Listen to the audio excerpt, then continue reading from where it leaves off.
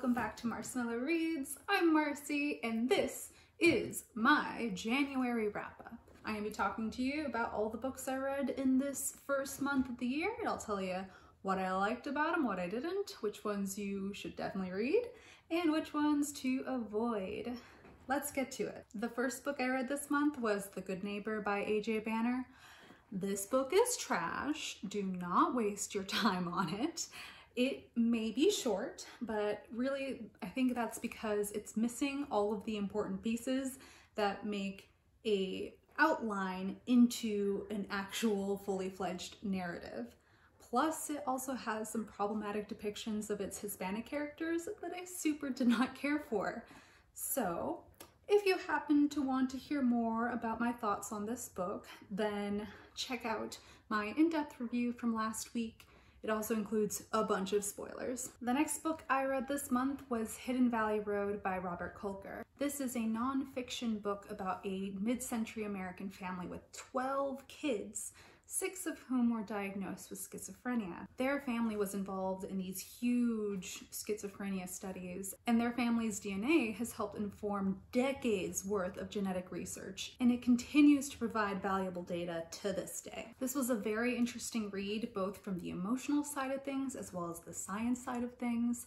I only know a little bit about how mental illnesses like schizophrenia work, and it was really cool to see how these DNA samples helped so many people. Families like the Galvins, who are featured in this book, were involved in these studies where DNA samples both from healthy members of the family and the mentally ill members were collected and then compared genetically to see if there were certain genes that are responsible for these diseases, or if they could find certain markers to sort of predict who would be vulnerable to developing schizophrenia. And it's really, really cool to see the progression from knowing absolutely nothing to eventually getting a better idea of the origins of the disease, how the disease progresses, predicting future cases, as well as improving overall treatment. Research on this is not over. It continues to develop even now, and it is,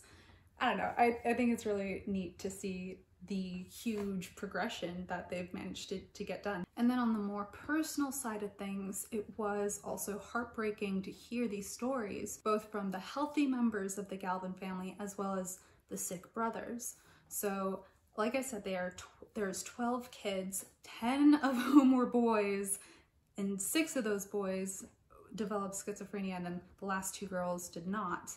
And you got to hear their stories about growing up in this household where, especially at a young age, you didn't know if you were going to turn up like your mentally ill brothers, and it was rough for everyone involved. All of the family members and the friends and family of this family were involved both directly and indirectly in the effects of this illness. Some of the healthy children were able to get out and live a life that was somewhat free from this sort of worry, but most of the other children were not so lucky. I really can't imagine what it would have been like growing up under such circumstances, and it was really interesting to see a glimpse into their lives, and it really made it an overall worthwhile read. I gave Hidden Valley Road a 4 out of 5 stars.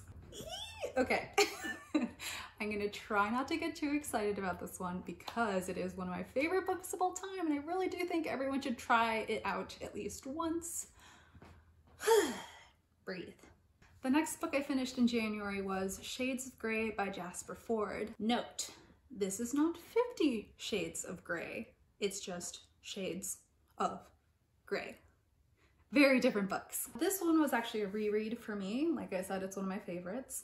It originally came out in 2009, and I think I read it around 2011, so it's been a little while. This has been one of my favorite books just like throughout the years, and it's one of the few that I have kept a physical copy of, and after rereading it again, I am glad to say it has remained one of my favorite books. This book has that classic dry English sense of humor akin to Douglas Adams' Hitchhiker's Guide to the Galaxy, and it takes place in some version of our world, maybe in the future, and it's at a point where humans have evolved or devolved the ability to see all of the colors. Most humans with typical eyesight can see the entire visible light spectrum, all of the colors, you know? Well, these humans tend to only see one color. So maybe only red or only yellow or only violet. And while they have different percentages of each color, their highest percentage becomes their main identity. And this society has a hierarchy based on the color spectrum.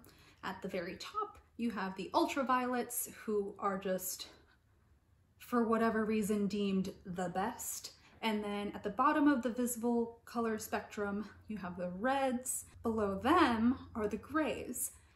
The grays might have some color perceiving abilities, but not above the 10% threshold. So they are left at the very bottom of society and make up the entire working class. You get a clear distinction between the lower manual laborers and the upper class white collar workers. The characters in this book are fantastic. They're really funny and witty and dumb in good ways, but I think the even better part of this book is the world building. It is absolutely amazing. I loved Jasper Fforde's depiction of such a nonsensical bureaucracy. There are all these random rules in this society. One is anyone caught paying underprice or overprice for goods or services shall be fined.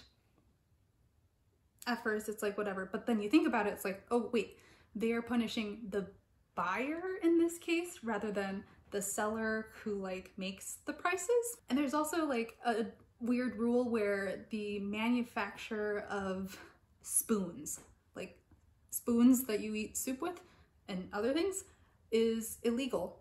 So you can make forks and knives, but don't you dare make spoons. So the ownership of spoons is passed down via generations and in family lines, or you can try to grave rob them, or it's a lot. And there are these periodical technology rollbacks where every half century or so, some technology gets banned. One time they banned trains, just as a whole, no trains. And they got around this ban by converting every single train and every single train track into a monorail system. There is no point to any of these rules, but the citizens seem to have no choice but to follow them for fear of losing their citizenship or even being forced into reboot. It all feels like such an accurate representation of how our real world bureaucracy many times seems incomprehensibly silly and annoying. It also has some spicy things to say about the relationship between work and life. So like I was saying, the majority of the working class are the grays, the underclass in society. And for them, they have a mandatory 50 years of service that they are required to give to society, and then they're allowed to retire. One of the yellows, who is in charge of the gray workforce in this book, at one point tells the main character, "The best gray is one that dies the morning of their retirement." Wow, okay. They are only viewed as a labor-producing thing rather than a person with a real life. And I feel that. And there are so many deadly accidents in these factories, but since it's only gray lives that are lost, no one gives a shit. There are so many anti-capitalist ways to read into this book, and I love it. Please give this one a try if it at all interests you. I think it will be worth your time. I gave this one a 5 out of 5 stars. Yeah! The next book I read this month was Persephone Station by Stina Leicht, and this is a new sci-fi release that actually came out January 5th, this month. And it's got some space opera vibes and some cyberpunk style. Overall, it was an enjoyable read, and If this ends up being a series or has any spin-offs, I am down to read more. In this universe, corporations rule the worlds, including Persephone Station, a backwater planet home to criminals and some tourists from Earth who, I don't know, trying to be fake criminals. The main cast of characters are originally from all parts of space, but have ended up here for one reason or another, and they have found each other's company working different jobs. And this is an unforgiving planet. Every day there's this acid rainstorm that comes in, and sometimes it floods the streets, and you have to seriously seek shelter, or you're at risk of some pretty gnarly chemical burns. The alien life is also really cool, and it goes into some environmentalist themes of exploitation of land, animal, and peoples by large corporations. So I was down with that. One thing I really liked about this book was the femme and non-binary representation. So it's not something that you really get a lot of in more traditional sci-fi and cyberpunk stories. The main crew in this novel are all women with diverse ethnicities and sexualities, and at some point in this book the author mentions that women without uteruses are still very much women, and that's dope. There's also a non-binary representation in one of the main crime bosses, Rosie, and there are also several background characters and mentions of other just non-binary folk in this universe, which is really neat. And it was just really quite refreshing to see so many people who are not just white, cis, and male. Neat! I gave this one a 4 out of 5 stars. Okay, the next one was another dud. This was Verity by Colleen Hoover. This book was filled with dumb decisions made by dumb people. And there was also some trigger warning worth child abuse and neglect.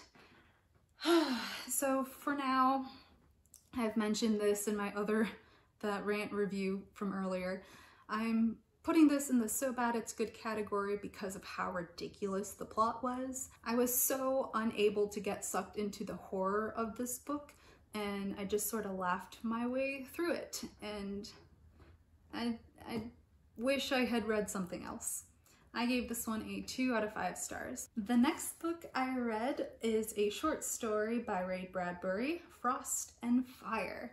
So I read this as part of my solar system challenge. This one is for Mercury. One thing to note, this book was originally published in 1946. It was before humanity really knew much about Mercury. Some of the major plot constraints in this short story were made with the assumption that Mercury has a hot face, which is the side of Mercury that faces the sun, and a cold face, the side that faces away from it. And this is what makes this planet home to frost and fire. And it also assumes that the day length on Mercury is about the same as a day length on Earth, like 24 hours, rather than the actual day length on Mercury, which is 58 days, 15 hours, and 30 minutes. So some time ago, some space travelers crash landed on Mercury, and due to radiation, their lifespans have been shortened to just 8 days. And I read this assuming that it was 8 Earth days rather than 8 Mercury days. Their offspring also have these shortened lifespans, but they are also gifted with this racial memory. Their racial memory meaning that they are born with the memories of all of their ancestors, and that kind of helps them get caught up to speed as fast as possible because they really have no time at all. They are doing their best to live a happy and fulfilling life in such a harsh environment, and because of Mercury's harsh frost and fire environment, they are mostly stuck living in caves. But off in the distance, there is a single intact spaceship, and it kind of just taunts them every day because it is too far out of reach. For each day, there are only 2 total hours where the temperature of the planet's surface is hospitable to human life. There is a single hour at sunset and a single hour at sunrise. Anytime outside of that window, it's either way too hot or way too cold and will kill you. Many have tried to reach this distant spaceship, but none have been able to reach it within one of these 1 hour windows, because you gotta start running from your cave and get there before you die.